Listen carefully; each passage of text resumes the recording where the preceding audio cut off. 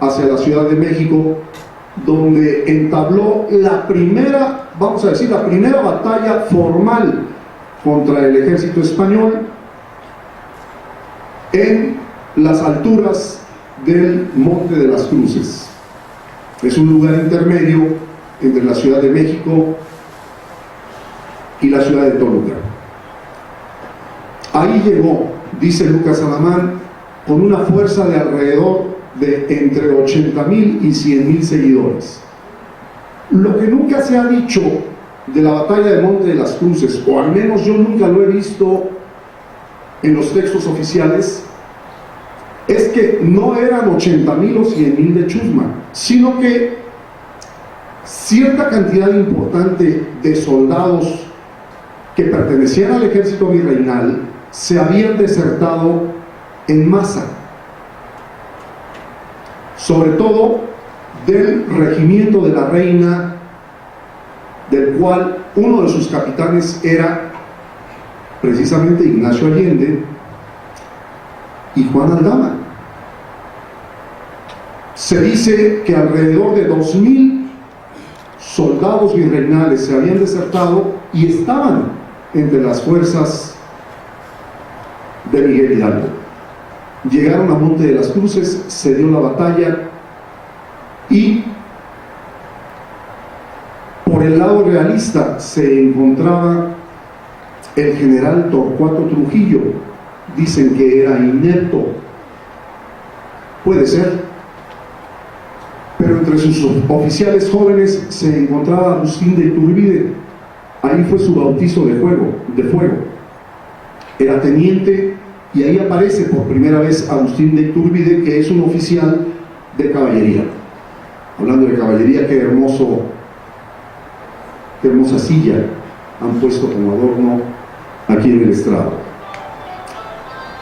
Ya sabemos, Hidalgo aparece como vencedor de la batalla del Monte de las Cruces, pero en realidad no es ningún vencedor, porque no logra destruir a las fuerzas virreinales, que simplemente se repliegan en buen orden hacia la Ciudad de México. O le llamaríamos victoria pírrica, porque fue más lo que perdió Miguel Hidalgo en esa batalla que lo que iba a ganar. ¿Por qué digo que perdió? Porque al día siguiente de la batalla se dice que ya sus efectivos, que probablemente llegarían a los 100,000 combatientes, se había decrecido nuevamente a alrededor de 40,000. No que los españoles le hubieran matado 60,000, sino que en la refriega una gran cantidad de estas personas que seguían a Miguel Hidalgo, pues simplemente decidieron ya no pelear, porque la guerra es un negocio peligroso para la vida. Y darse a cometer algunos errores, como es meterse a la ciudad de Cuautla, a la heroica Cuautla, Morelos, donde va a tener que resistir un sitio de 72 días. ¿Quién es el atacante? Félix María Calleja del Rey. En la segunda campaña toma Taxco, la ciudad de Taxco, esta importante ciudad platera de lo que es ahora el estado de Guerrero, colindante con el estado de Morelos. Va a tomar Oaxaca, va a tomar Izúcar de Matamoros, pero no puede tomar Taxco. No tomó Taxco, pero la atacó. En la tercera campaña, que va a ser la más fructífera de don José María Morelos y Pavón, va a invadir todo lo que se conoce como la Tierra Caliente, que inicia desde Michoacán, más o menos desde Apatzingán, hasta los límites con el estado de Guerrero. Ese es Agustín Iturbide. ¿Está guapo?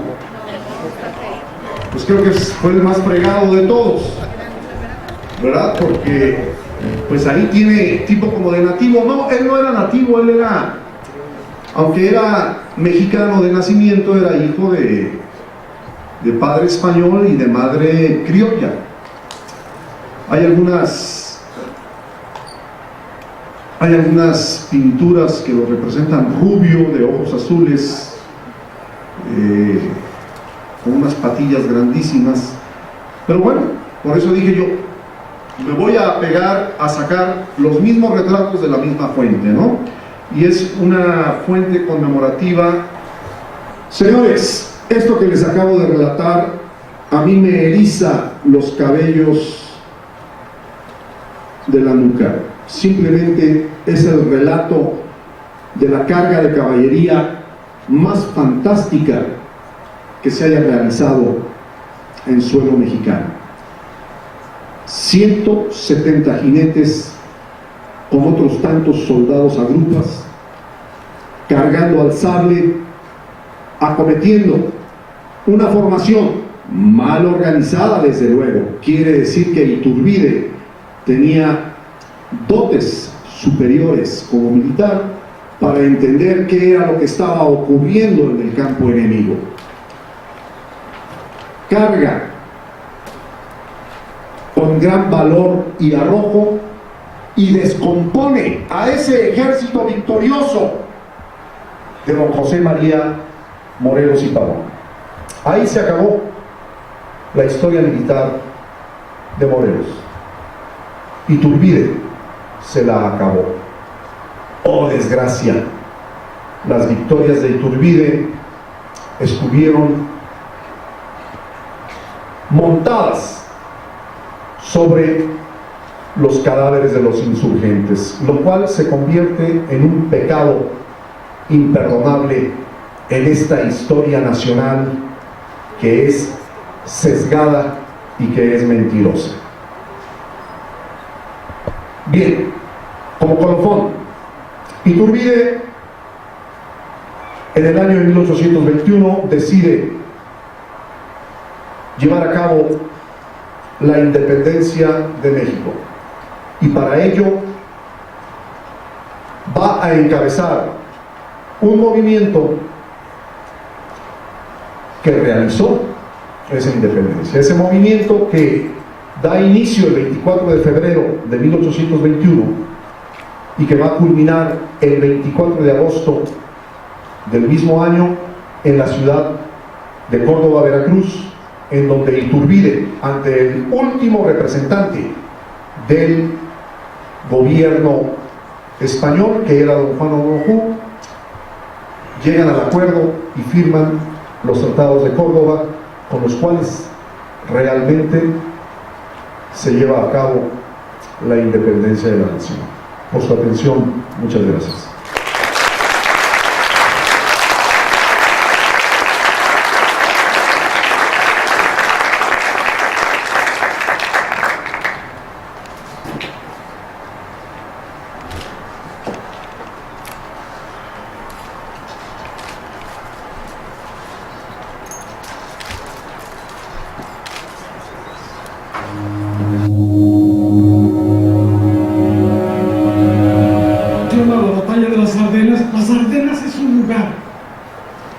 Montañoso que incluye Alemania, Luxemburgo y Francia.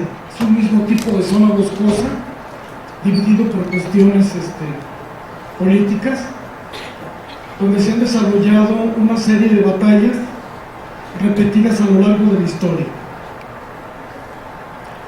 Esta batalla se llama la Segunda Batalla de las Ardenas, o la Batalla de las Ardenas, o la Batalla del Bolsón del Burs. Es la última batalla que libra el ejército alemán, y están confundidos algunos mitos aquí.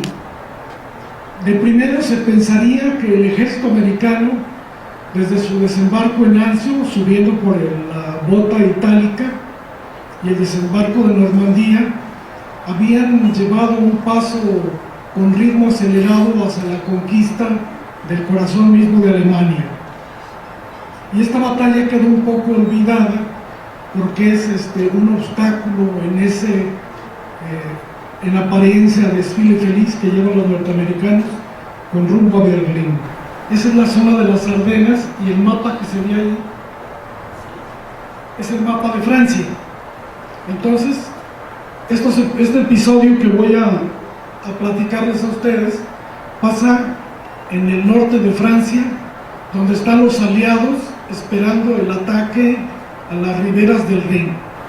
Hicieron una finta de atravesar la frontera con un grupo de ejércitos, mientras que con otro hicieron una formación de gancho o guadaña que aniquiló completamente al ejército francés y al ejército expedicionario inglés, botándolos al mar por la salida en Dunkerque.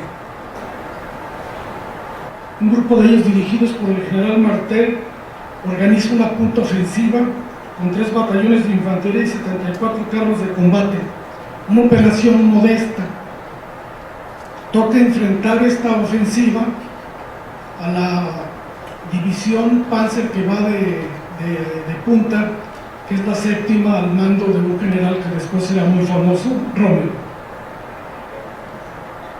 Rommel, curiosamente, a pesar de combatir en vanguardia, hace un examen acelerado, rápido y sin sopesarlo, y dice: cientos de tanques nos atacan. Entonces, desde el mando central se ordena inmediatamente parar la ofensiva, porque es el temor que ellos tienen. La gran debilidad de una pinza alemana de las Panzer es otra pinza más fuerte y más corta en su ángulo de cercado que ellos. Entonces, esto es lo que una de las tesis que justifican el porqué de la suspensión del avance alemán y destruir al ejército inglés todavía en territorio del continente europeo. La batalla de las Ardenas se planea en junio de 1944 con la acumulación de materiales, y las fuerzas que atacarían serían las 3 divisiones clásicas del ejército del Panzer Armee, del cuerpo acorazado de la SS: la Das Reich, la portaestandarte Adolfo Hitler y la 12ª SS Volksgrenadier. Los Volksgrenadier, o granaderos blindados, al final de la guerra cambiaron de nombre a granaderos populares, que es Volksgrenadier. Hay que recordar, sin embargo, que estas unidades estaban cambiando constantemente de denominación, ya que algunas brigadas eran recompuestas y presentadas como divisiones, y estas divisiones desaparecían después de una batalla y simplemente existían otra vez como brigadas. De la brigada dirigida por el teniente coronel de las SS Otto Skorzeny, fue disminuyéndose al darse cuenta de que pocos sabían decir yes o no, otros solamente habían sido marineros, otros habían ido a aprender el inglés en la escuela, y solamente unos 40 lo podían articular perfectamente. Pero esto quedó metido en la conciencia del soldado americano, que paraba en la noche, a medianoche, a sus compañeros norteamericanos, enfrentándoles el rifle en la cara, preguntándoles por su nombre, su unidad, la capital del estado donde venían y quién era el pitcher de determinado equipo en Estados Unidos, porque todos los norteamericanos desconfiaban de ellos. Hacia la derecha de ustedes es Alemania, hacia la izquierda es Francia. Divididos por líneas están los campos, las áreas de delimitación donde combatirían cada una de las unidades alemanas. Los carros se desplegarían inicialmente en 2 grupos paralelos, y cada ala encaraba un probable aspecto de la defensa, es decir, como quien abre una puerta, y cada una de las alas va a cuidar los flancos, mientras que del medio va a salir el teniente del Tigre 1. El Tigre 1 combate desde el 43, esto lo empieza a hacer desde el 44, es inmune a cualquier disparo de artillería aliado. La munición de los americanos del 75 no le hace nada, la munición del 76 rusa no le hace nada. No hay registro documentado de que alguna fuerza artillera haya utilizado un Tigre.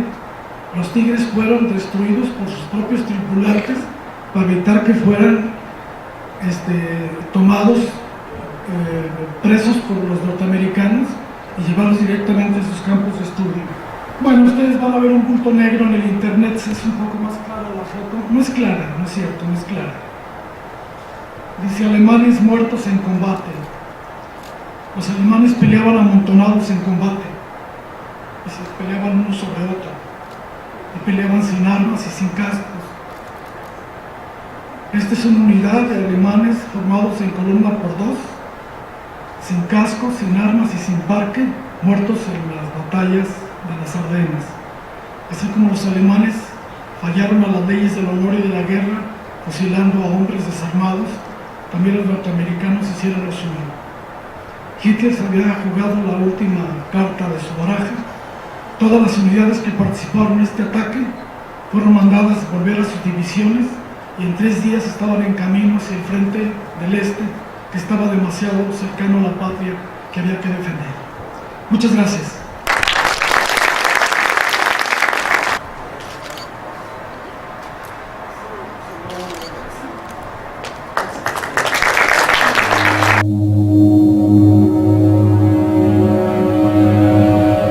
Antes de comenzar entrar en materia, quiero agradecer al licenciado Ortega, a las autoridades de la Universidad Autónoma de Guadalajara y a todas las personas que han hecho posible este interesante ciclo de conferencias de historia militar, tanto de historia militar general como de historia militar de México. Sobre todo en este año en que se está celebrando el bicentenario del inicio de la independencia de México y el centenario también del inicio de la Revolución Mexicana. Cuando hablo de historia militar de mi país o de cualquier otro país, de cualquier otro, trato de ser lo más objetivo posible. No quiero tomar parte por un lado o por otro, porque entonces no se habla sobre historia militar, es todo un partido y eso no puede ni debe de ser. Yo trato pues de ser lo más objetivo posible, basándome en hechos, basándome en datos que no tienen lugar a discusión.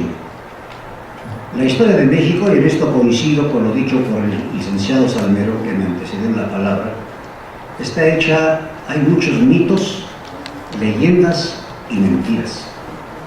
Y no puede ser, porque esos mitos, leyendas y mentiras deforman la opinión de la persona común y corriente.